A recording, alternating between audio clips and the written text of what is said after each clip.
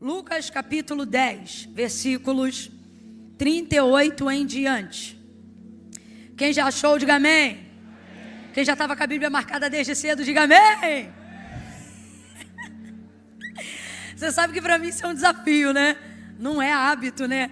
A gente tem aquela capaz, é porque eu estou debaixo de obediência, pastor Lucas, porque a gente prega e acha que é aquela porção, mas não é assim não, né? A palavra do Senhor se renova. Versículo 38 em diante, diz assim: indo eles de caminho, entrou numa aldeia, e certa mulher por nome Marta, qual é o nome dela, gente? O recebeu em sua casa. E tinha esta uma irmã chamada Maria, a qual, assentando-se aos pés de Jesus, ouvia a sua palavra. Marta, porém, andava distraída em muitos serviços. E aproximando-se, disse: Senhor, não te importas de que minha irmã me deixe servir só?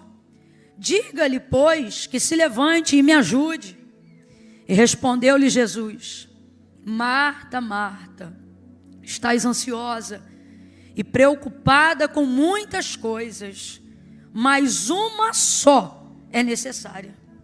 E Maria escolheu esta, a boa parte, a qual não lhe será tirada. E você diz amém. Você pode pôr sua Bíblia sobre o seu assento e permanecer de pé? Oh, aleluia! Aleluia! Aleluia! Oh, glória a Deus! Você consegue levantar uma das suas mãos ou as duas aos céus e render graças ao Senhor nessa noite? Oh, aleluia! Senhor, nós te louvamos nessa noite. Obrigada pela exposição do texto sagrado. Obrigada, Senhor, por podermos estar diante da tua palavra viva, eficaz, mais penetrante do que qualquer espada de dois gumes, que penetra profundamente até a divisão da alma e do espírito, juntas e medula, e é apta para discernir os pensamentos e as intenções do coração. Ah, Senhor, nós te glorificamos. Perdão, Senhor, a igreja não ouviu. Nós te glorificamos pela tua palavra que é maravilhosa. Por ela os céus e a terra foram formados. Por ela nós estamos aqui e existimos. Porque tu disseste: haja e ouve, porque tudo obedece à sua voz quando o Senhor manda. Por isso estamos aqui diante da tua palavra e te pedimos: fala conosco, Senhor. Fala conosco nesta noite. Fala conosco mais uma vez. Fala conosco por tua bondade e tua misericórdia. Não queremos voz de homens, queremos a tua voz, porque é a sua voz que arruma a bagunça do nosso interior. É a sua voz que organiza os nossos pensamentos. É a sua voz que nos dá uma direção do que fazer. Quando o Senhor fala, a tempestade do nosso interior, ela te obedece. E ficamos como os discípulos, dizendo: quem é este? Quem é este que até o vento e o mar? Quem é este que até a depressão lhe obedece? Quem é este que até a tristeza faz saltar de alegria? Quem é este que faz o que o remédio não pode fazer? Quem é este que olha para o abatido nesta noite e diz: levanta, ergue-te?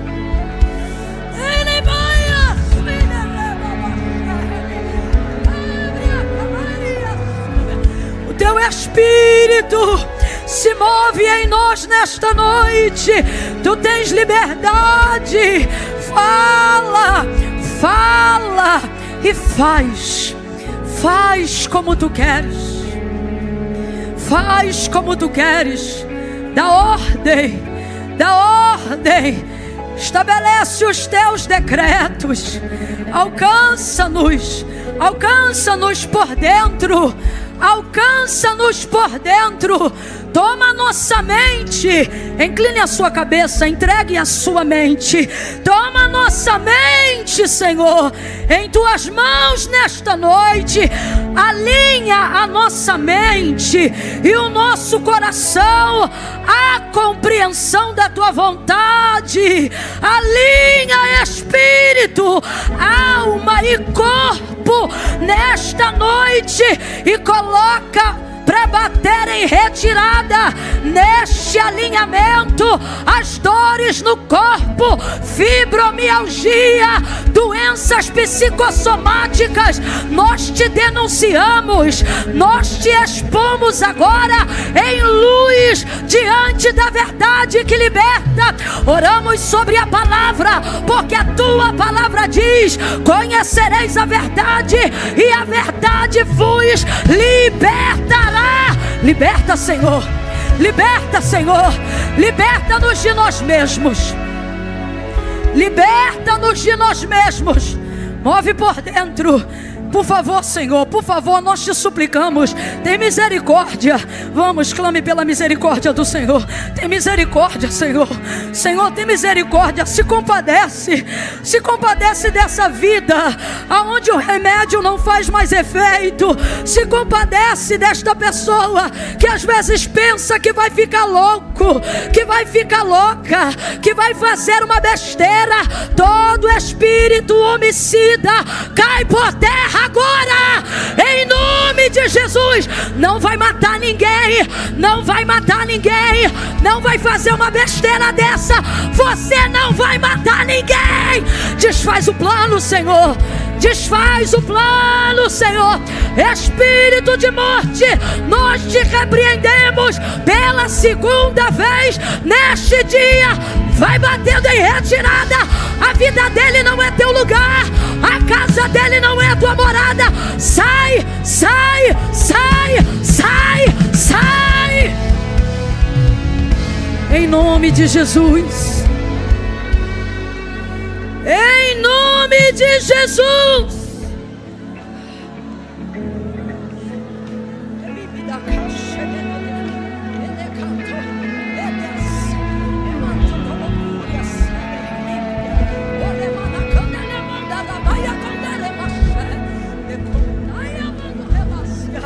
Senhor, essa é a nossa oração, a nossa súplica nessa noite de domingo, o nosso clamor. Esse é o nosso clamor, esse é o nosso clamor. Ouve o nosso clamor, o nosso clamor, o nosso clamor. Por favor, Jesus, por favor, que a tua palavra faça o que lhe apraz.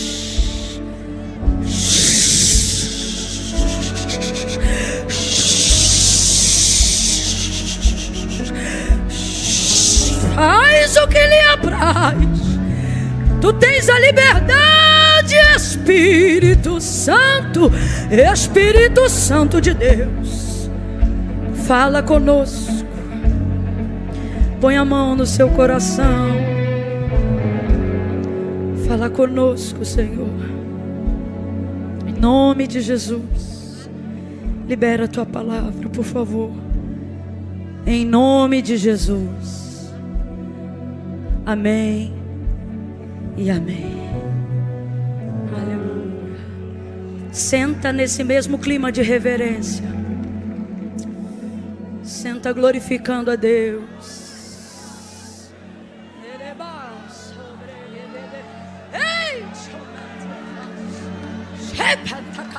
Jesus, está saindo, viu?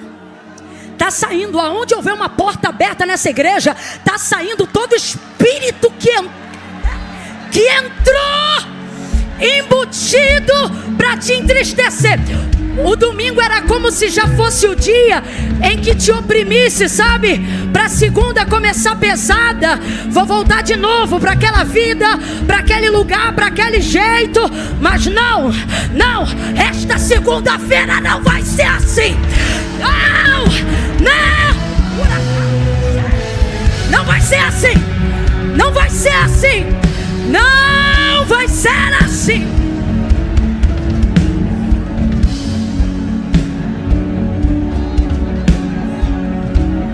Em nome de Jesus. Em nome de Jesus. Aleluia. Aleluia.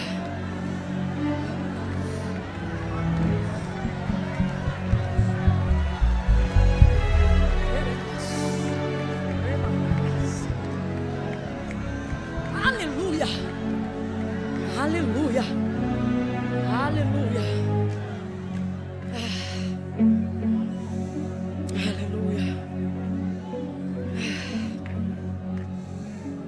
Aleluia. Aleluia. Aleluia. Aleluia.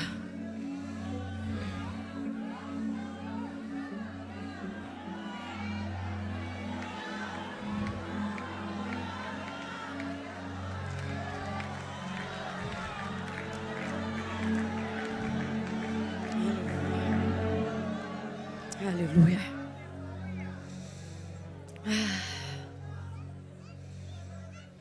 Aleluia. O texto que acabamos de fazer menção aqui nessa noite carrega algumas verdades que promovem em nós tanta empatia, sabe? Tanta comunicação entre nós e essas pessoas, tanta semelhança. Principalmente sobre a pessoa de Marta. Principalmente sobre a pessoa de Marta. Marta era uma mulher de muita influência e a gente sabe disso porque você vai perceber que o texto aponta um protagonismo para ela. Ela, abaixo de Jesus, é claro, ela é a pessoa que inicia aqui a narrativa com o maior protagonismo do texto, porque ela tinha o governo da sua casa, o governo da sua família. Apesar de serem 3 irmãos, Marta, Maria e Lázaro, Marta tem esse apontamento, né?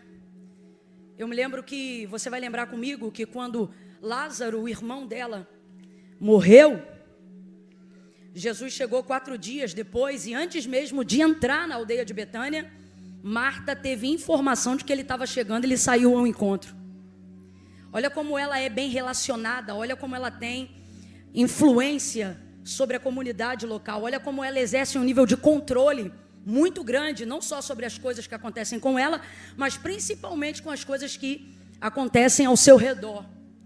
Uma outra coisa importante que a gente precisa refletir sobre Marta é que o nível de angústia, tribulação, distração, cansaço, estresse que Marta vai viver nesse episódio ao receber Jesus em sua casa não é o tipo de coisas que são conferidas às pessoas alienadas. Se você prestar atenção, você vai ver que o versículo 40 diz assim, ó: Marta, porém, andava distraída em muitos serviços. Não é distraída na casa da vizinha, não é distraída falando mal dos outros. Você está entendendo? Não é distraída o dia inteiro no WhatsApp, não. É ocupada, fazendo coisas que ela considerava serem urgentes, relevantes para aquele momento da vida dela. Afinal, Marta está envolvida nesse contexto porque decidiu receber Jesus em casa. Não foi ele que se convidou, diferente, por exemplo, de Zaqueu, que não tinha se preparado, porque foi o Senhor que falou: olha, desce depressa, porque hoje me convém pousar, entrar em sua casa. Marta não, o convite parte dela para ele, é ela que recebe Jesus em casa, e então ela vai se ocupar de muitos serviços. Logo, eu preciso que você entenda que boa parte dos sentimentos que você tem sentido e não deveria sentir, das dores que você carrega e não deveria carregar, da maneira frenética, desenfreada que você tem conduzido a sua vida, a sua família e seus negócios, não se dão por você ser uma pessoa desequilibrada, se dão porque você quer manter o controle sobre tudo. Então, veja o contraponto dessa situação. Não é porque você é um desocupado, não é porque você é um incapaz, não é porque você é um alienado, não é porque você é um preguiçoso. É justamente ao contrário. E isso acabou te colocando nessa posição. E você perdeu o controle ao perder o equilíbrio que precisa ter para exercer essas coisas. Eu tenho que falar isso daqui, porque senão a gente rotula de Marta qualquer outra pessoa que esteja distraída fazendo qualquer coisa. Meu irmão, só use Marta como codinome se você for rotular alguém que até está distraído e ocupado, mas que esteja nessa posição trabalhando. Porque esse é o contexto da vida de Marta. Marta não é uma mulher rixosa que, como goteira, pinga o dia inteiro falando tudo o que quer e não quer. Não, veja, distraída em muitos serviços, ocupada com muitas tarefas. E isso vai pressionar o contexto dessa mulher. Agora, Marta é maravilhosa, porque esse nível de sentimento, essa pressão e tudo isso que agora, visivelmente no texto ela está passando, é em decorrência de ter recebido Jesus em casa. Certa mulher da aldeia, chamada Marta, recebeu Jesus em sua casa. E Jesus é assim. A gente olha para ele, se apaixona por ele, quer recebê-lo e levá-lo para casa. E eu sempre digo isso, você já me ouviu falar isso outras vezes e vai ouvir, porque tem toda uma diferença. Marta não deixou Jesus entrar, Marta o recebeu. E tem diferença, gente, porque deixa entrar, basta uma porta estar aberta que qualquer um entra. Mais cedo hoje aqui eu falava sobre quem ainda mora em casa que tem quintal ou que a porta dá para a rua. Deixou aberto, meu irmão, até cachorro entra. Então tem que entender isso aqui. Ela não deixou entrar, ela o recebeu. O prestador de serviço vai fazer uma coisa rápida lá na sua casa, ele entra, sai, dependendo da agilidade com que ele está fazendo o que está fazendo, não usa banheiro, não bebe água, nada. Entrou numa coisa, entregou um negócio, assinou um documento, saiu. Entrou, aí eu te pergunto, mas recebeu? Você o recebeu? Não, não, e é isso que você precisa entender. Você deixou entrar. E do mesmo jeito que você deixou entrar, você deixou receber. É como? É acomodar aquela pessoa dentro de um contexto que ela não tenha vontade de ir embora, de sair. É uma mesa posta, é um café, é um almoço, é um negócio que ela quer comer, é uma água que você oferece para ela beber, é a limpeza de um banheiro para que ela tenha conforto em usar. Então, receber dá trabalho, receber Jesus gera uma demanda.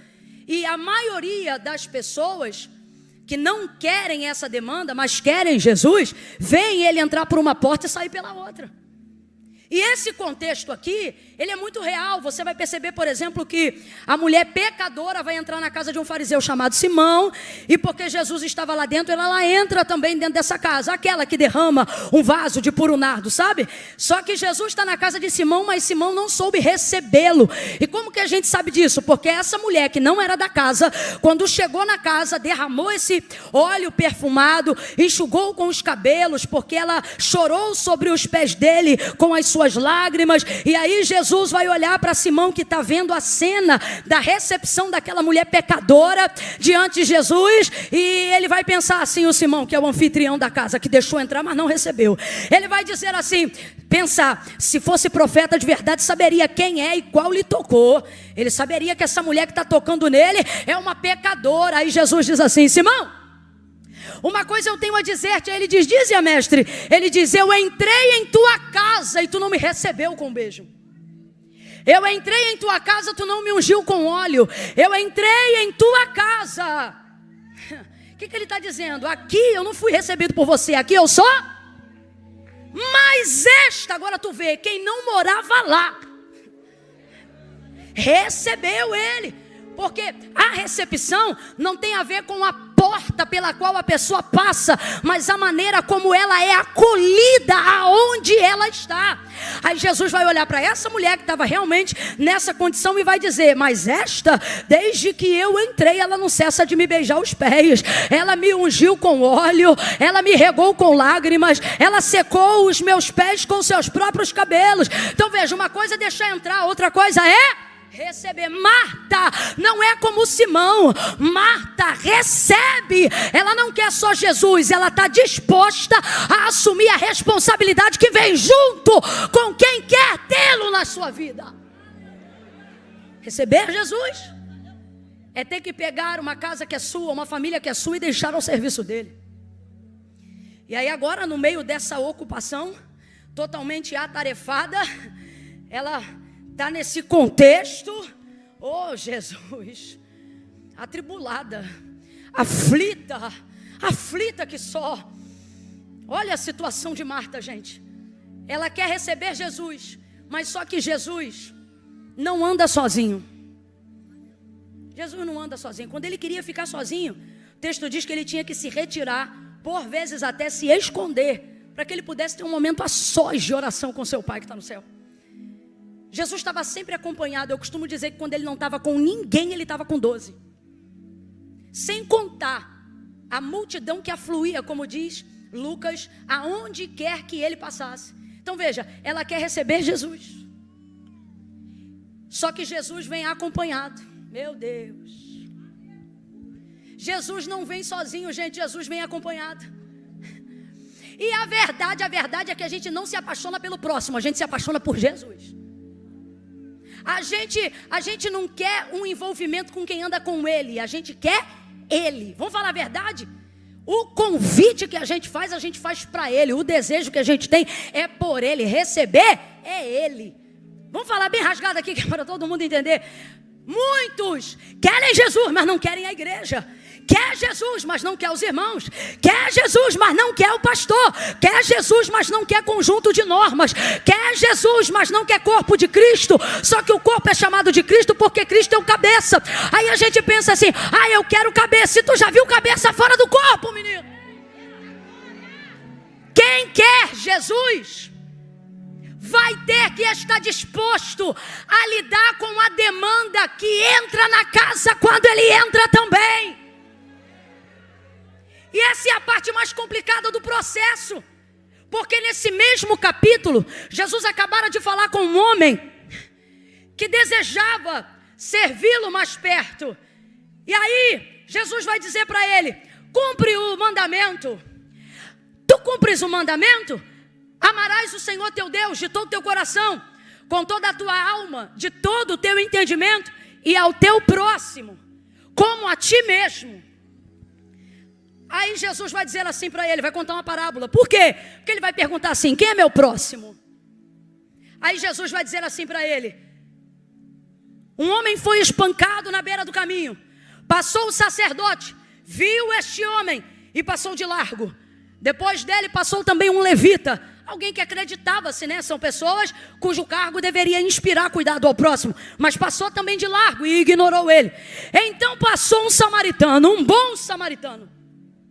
E esse samaritano parou, colocou azeite em suas feridas, deixou dormente em suas dores, lhe oferecendo vinho, colocou ele na parte traseira do seu cavalo, levou ele para uma hospedaria, cuidou dele nessa hospedaria e depois deixou um dinheiro na recepção, dizendo, olha, tudo que ele precisar, você pode colocar na minha conta, quando eu voltar eu passo aqui e acerto, mas cuida dele e faz tudo que ele precisa. Jesus contou essa história e virou para este homem e disse para ele, quem te parece que é o teu próximo? Aí ele disse, olha, me parece que é aquele que se compadeceu. Quem? O que teve misericórdia. Nesse caso, o bom samaritano. E ali Jesus vem explicando, então, o teu próximo é esse. Quem é teu próximo? É quem precisa, quem está perto. É quem você pode fazer alguma coisa. Então, é impossível tirar esta referência, gente. Qual? De querer Jesus e não querer se relacionar com o próximo. A palavra do Senhor é muito clara acerca disso e ela diz assim, olha, se você diz que ama a Deus, a quem nunca viu, odiando o teu próximo, você é mentiroso. Porque como pode amar aquele a quem nunca viu e não amar quem é a sua imagem e semelhança? Então decide. Ou você não conhece a Deus, ou você não ama seu próximo, porque as duas coisas não podem caminhar juntas. Camille, o que amor tem a ver com esse contexto? Tem a ver com todo o contexto da carga emocional que você está carregando na sua vida hoje.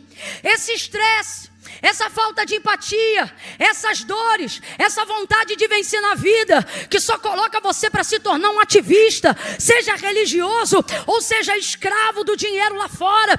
Por que que isso acontece, gente? Porque não há mais espaço no nosso coração para ocuparmos-nos de maneira saudável com as demandas de quem está ao nosso redor. Desenvolvemos a ideia de que é possível viver Deus, ser salvo, sem me preocupar em absolutamente nada com a circunstância das pessoas que estão ao meu redor. Então eu vivo para mim, eu canto para mim, eu prego para mim, eu tenho ministério para mim, vou à igreja para mim. Quantas orações você fez pela sua família hoje? Quantas vezes você mencionou o nome das pessoas que você ama hoje? A Bíblia diz que Jó foi abençoado e o Senhor virou o cativeiro de Jó enquanto ele orava pelos seus amigos. Por que que isso aconteceu? Foi logo depois dele ter dito assim: agora eu sei que tudo tu podes e nenhum dos teus pensamentos podem ser impedidos. Depois de estar na derrocata, no último nível, no fundo do poço da vida, ele não gasta mais tempo fazendo perguntas para Deus: por que que eu estou assim? Me tira daqui. Ou querendo uma justificativa. Não, ele entende que agora, ele compreende que o Senhor tudo pode, inclusive pode deixá-lo assim como ele está. Essa palavra não é tão vitoriosa quanto algumas pensam, dizendo: vamos fazer uma campanha baseada no bem sei que tudo podes. O bem sei que tudo podes de Jó agora eu entendo que se tu quiseres, não precisa me responder porque eu estou assim. Se é aqui que tu quer, é aqui que eu vou ficar e não vou deixar de te adorar por isso. Depois de compreender isso, ele para de buscar só por ele, questionar só pela sua circunstância e começa então a orar pelos seus amigos, gente que lhe era próxima, mas que lhe tinha ofendido porque não havia compreendido qual era a vontade de Deus para a vida dele. Agora veja, não coincidentemente, enquanto Jó ora por eles, Deus vira o cativeiro dele, não do próximo dele. Me ouça! Essa vida de controle absoluto, com você querendo dar conta de tudo no braço, na sua força, na sua carne, só com seu dinheiro, usando toda a sua saúde, isto não funciona. Você tem que entender que tudo pelo qual você está passando deve promover em você o desejo de estar no centro da vontade de Deus. Camila, como é que eu vou passar por isso? Exatamente desse jeito que eu estou falando. É você que passa por essas coisas. Você não pode deixar essas coisas passarem por você. É você atravessando. É você passando. Entende? Você passa pela quimioterapia. Não é ela que está passando por você. Você passa por essa batalha espiritual. Não é ela que está passando por você. Quem tem a espada é você que atravessa. Quem tem a palavra é você que passa. Agora, tem que ter equilíbrio, tem que ter controle, tem que ter inteligência emocional. E como é que eu faço isso? Como é que eu faço isso, Camila? Por que eu cheguei nesse ponto? Porque você não tem mais ponto de referência.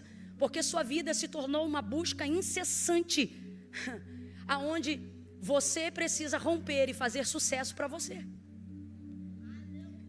Ou ainda que outras pessoas estejam ligadas ao seu sonho, sua realização. Quando eu tiver eu vou abençoar, quando eu tiver eu vou dar, quando eu tiver eu vou lá. Veja, tudo gira em torno de você. Quando você tiver, quando você puder, quando você fizer, quando você entrar, quando a porta abrir para você, quando Deus fizer um milagre em você. Veja, tudo aquilo que você deseja fazer pelo próximo está terceirizado, porque o centro de toda motivação que gera a ocupação, o estresse, a ansiedade, de tudo que você está vivendo hoje, passa diretamente por você. E por que passa por você? Porque você não passa por eles, eles passam por você. E por que eles estão passando por você? E não você passando por eles? E seus pensamentos estão soltos. Já não consegue ter uma linha de oração. Primeira coisa que você quebrou foi sua vida devocional.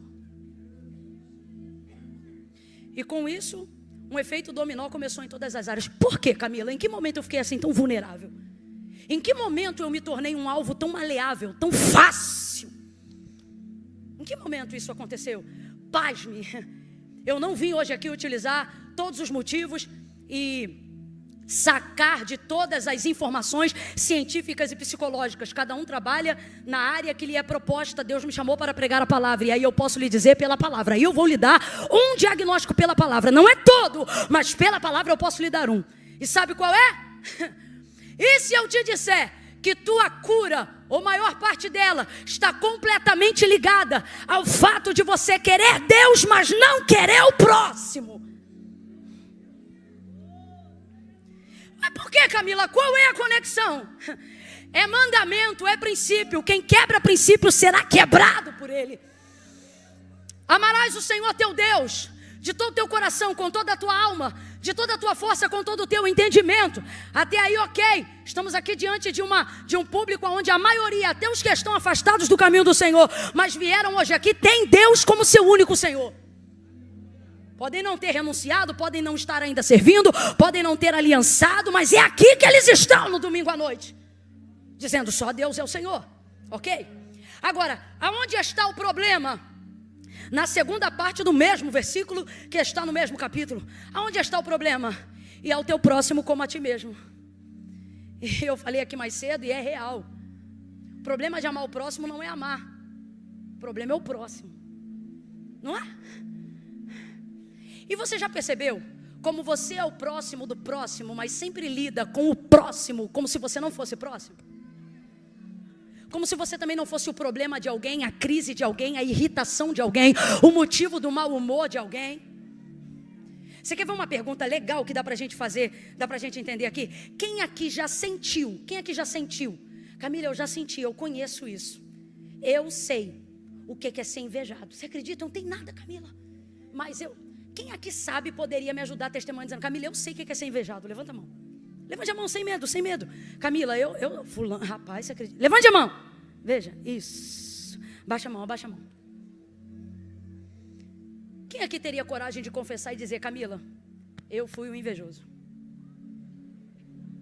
Diminuiu bastante. Tu vê que a conta não fecha? Deveria ter um invejoso para cada invejado. Para a conta fechar. Vê que a conta não fecha? Por quê? Porque você consegue ver-se atingido pelo outro, mas nunca consegue ver-se sendo quem atinge. Gente, isso é uma realidade. Vai ouvindo porque é coisa séria. Então, compreenda isso. A palavra de Deus fundamenta algo que caracteriza Deus para nós da seguinte maneira. Foi João que disse. Deus é amor. Você nunca viu em nenhuma outra parte tamanha definição sobre Deus atrelada a outras características. Deus é perdão. Deus é misericórdia. Deus é misericórdia. Deus é tudo isso e a gente sabe, Deus é maravilhoso e tal. Mas essa definição aponta para o caráter existencial de Deus na nossa mente. Ou seja, o que devemos ter como primazia de quem Deus é. E aí veja, Deus é amor. Completa aí para mim, por favor. Deus é? Vamos. Deus é? Deus é amor. Muita coisa em você que está para ser curado esses dias não será pelo remédio. Pode ter certeza do que eu estou te falando. Vai ser quando você receber um batismo de amor. O glória a Deus diminui porque você não acredita mais na força do amor. E quem não acredita na força do amor não está desacreditando de um sentimento, está desacreditando do caráter que move Deus entre nós.